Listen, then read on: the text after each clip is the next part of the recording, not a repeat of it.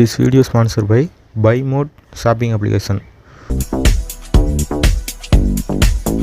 வணக்கம் அமைச்சரே, வாருங்கள். ஆமாம், நேற்று மாலை வேலை முடிந்து பணியாளர்கள் எல்லாம் வீடு திரும்புகிற போது அரண்மனையே பரபரப்பாக இருந்ததே, என்ன காரணம்? ஆமாமண்ணா, நாம் தான் பணியாளர்கள் பணி நேரத்தில் செல்போன் உபயோகத்தை தவிர்க்க வேண்டும் என்று ஒரு தனி அறையில் அவர்களுடைய செல்போன்களை எல்லாம் வைத்துவிட வேண்டும் என்று உத்தரவிட்டிருக்கிறோம் இல்லையா? ஆமாம். அப்படி நம்முடைய பணியாளர்கள் வழக்கம் போல செய்திருக்கிறார்கள். மாலை வீடு திரும்பும் போது என்றைக்கும் நடக்காதது போல ஒரு 2 பணியாளர்களின் செல்போன்கள் காணவில்லை என்று கம்ப்ளைண்ட் வந்திருக்கிறது மன்னா. என்ன, காணவில்லையா? ஆமாமண்ணா, யார் திருடினார்கள் என்றே தெரியவில்லை. அமைச்சரே, அதை திருட்டு என்றெல்லாம் சொல்லாதீர்கள். அதை நான் தான் எடுத்து வைத்திருக்கிறேன். என்ன, நீங்கள் எடுத்து வைத்திருக்கிறீர்களா? என்ன காரியம் செய்திருக்கிறீர் மன்னா?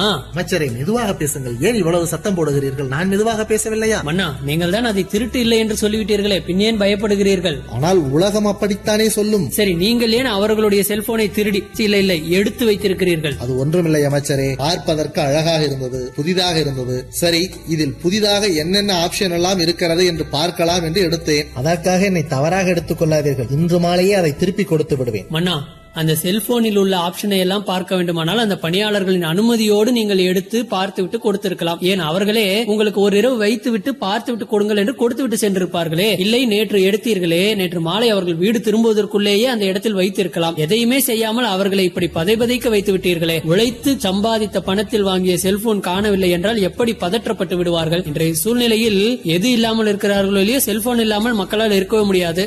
அதுவும் அவர்களின் சொந்த பணத்தில் வாங்கியது என்றால் எப்படி மன்னா?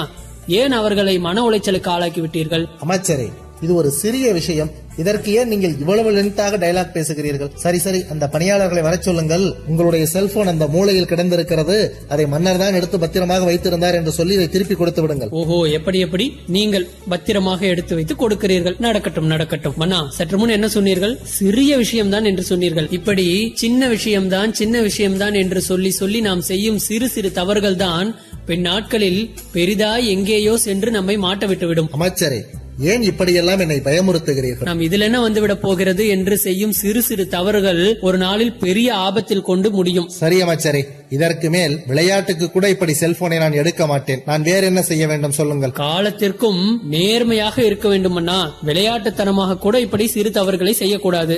நேர்மையாக இருக்கும் போது நாம் நினைத்த பலன்களும் கிடைக்கும், நினைக்காத பயன்களும் கிடைக்கும். ஓஹோ, ஆமண்ணா, அதற்கும் ஒரு குட்டி கதை இருக்கிறது.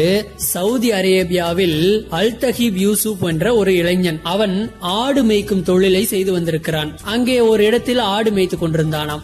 ஆடு மேய்த்து கொண்டிருந்த அந்த இளைஞனை நோக்கி ஒரு ஆடம்பர கார் வந்து நின்றிருக்கிறது. அந்த காரில் இருந்து ஒரு அரபி இறங்கி, நீ இவ்வளவு ஆடுகளை மேய்த்து கொண்டிருக்கிறாயே, எனக்கு ஒரு ஆட்டை நீ தா என்று கேட்டிருக்கிறார். உடனே அந்த இளைஞன், இந்த ஆடுகள் எல்லாம் என்னுடையதல்ல, என்னுடைய முதலாளியினுடையது. அவருடைய அனுமதி இல்லாமல் நான் இந்த ஆட்டை உங்களுக்கு தர முடியாது. நீங்கள் வேண்டுமானால் அவரிடம் சென்று அனுமதி வாங்கி கொண்டு பெற்றுக் கொள்ளுங்கள் என்று சொல்லி இருக்கிறான். உடனே அந்த ஆடம்பர காரில் வந்து இறங்கிய அந்த அரபி, நான் உன்னுடைய முதலாளியிடம் வந்து அனுமதி வாங்க வேண்டுமா? அதெல்லாம் என்னால் முடியாது. இங்கேயே உனக்கு பணம் தருகிறேன், நீ இந்த ஆட்டை எனக்கு கொடுத்து விடு என்று சொல்லி இருக்கிறார். அதற்கு அந்த அல்தஹீப் யூசுப் மறுத்து விட்டானாம். இன்னொருவருக்கு சொந்தமான ஆடு, அவருடைய அனுமதி இல்லாமல் இதை நான் உங்களுக்கு விற்கவோ தரவோ முடியாது என்று சொல்லிவிட்டான். அதற்கு அந்த அரபி சொல்லி இருக்கிறார், இந்த இடத்தில் உன்னையும் என்னையும் தவிர வேறு யாரும் இல்லை. இங்கேயே உனக்கு 200 ரியால்கள் தருகிறேன். இதை பெற்றுக்கொண்டு இந்த ஆட்டை நீ எனக்கு கொடுத்து விடு. உன்னுடைய முதலாளி கேட்டால் அந்த ஆடு எங்கேயோ ஓடி போய்விட்டது, என்னால் பிடிக்க முடியவில்லை, காணாமல் போய்விட்டது என்று சொல்லிவிடு. அவர் அதை நம்பித்தான் ஆக வேண்டும். இந்த 200 ரியாலையும் நீயே வைத்துக் கொள்ளலாம் என்று சொல்லி இருக்கிறார். அதற்கு கட்டாயமாக அந்த இளைஞன் மறுத்து விட்டானாம். இங்கே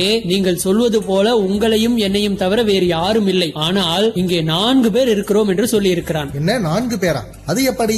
ஆமண்ணா, அந்த இருவர் அவர்கள் இருவருடைய மனசாட்சி. அதைத்தான் அந்த இளைஞன் அல்தஹீப் யூசுப்பும் சொல்லி இருக்கிறான். இங்கே உங்களையும் என்னையும் தவிர வேறு யாரும் இல்லை, ஆனால் நம்முடைய மனசாட்சி என்ற ஒன்று இருக்கிறது. அது என்றுமே நம்மை கவனித்துக் கொண்டுதான் இருக்கும். அது இன்று இல்லை என்றாலும் என்றாவது ஒரு நாள் நம்மை கொள்ளும். நாம் யாருக்கு கட்டுப்படுகிறோமோ இல்லையோ, நம்முடைய மனசாட்சிக்கு கட்டுப்பட்டு ஒரு நாள் பதில் சொல்லித்தான் ஆக வேண்டும் என்று சொல்லி இருக்கிறான். அதை கண்டு வியந்த அந்த அரபி அவனை பாராட்டி இருக்கிறார். அவனுக்கே தெரியாமல் அங்கு நடந்த சம்பவங்களை எல்லாம் வீடியோ பதிவு செய்து கொண்டிருந்திருக்கிறார். அந்த வீடியோ பதிவை அவனுடைய நேர்மையை பாராட்டும்படியாக வெளியிட்டும் இருக்கிறார். அதை பார்த்த அந்த நாட்டில் உள்ள அனைவரும் அந்த இளைஞனான அல்தஹீப் யூசுப்பை மிகவும் பாராட்டி இருக்கிறார்கள். அவனுடைய நேர்மைக்கு கிடைத்த பரிசாக அங்கிருந்த தூதரகம், தொண்டு நிறுவனங்கள், இன்னும் சில அமைப்புகள் எல்லாம் சேர்ந்து அவனுக்கு பல லட்ச ரியால்களை கொடுத்திருக்கிறார்கள். அந்த இடத்தில் அவன் 200 ரியாலுக்கு ஆசைப்பட்டு ஆட்டை விற்றிருந்தாலோ கொடுத்திருந்தாலோ அவனுக்கு இந்த லட்சக்கணக்கான ரியால்கள் கிடைத்திருக்காது. அவனுடைய நேர்மைக்கு கிடைத்த பரிசை பார்த்தீர்களா மன்னா?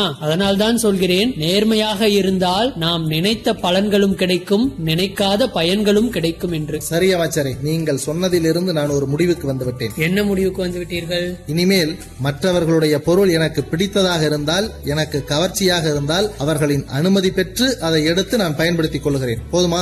அப்போதும் அடுத்தவர் பொருளுக்கு ஆசைப்படுவது விடவே மாட்டார் போல இருக்கிறது. இவரை திருத்தவே. This video sponsored by Buy Mode shopping application.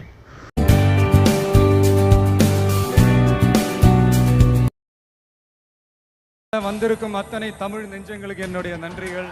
போர் அடிச்சா மன்னிச்சிருங்க, ஏதாவது ஸ்பார்க் அடிச்சா ஏத்துக்கோங்க. Free advice.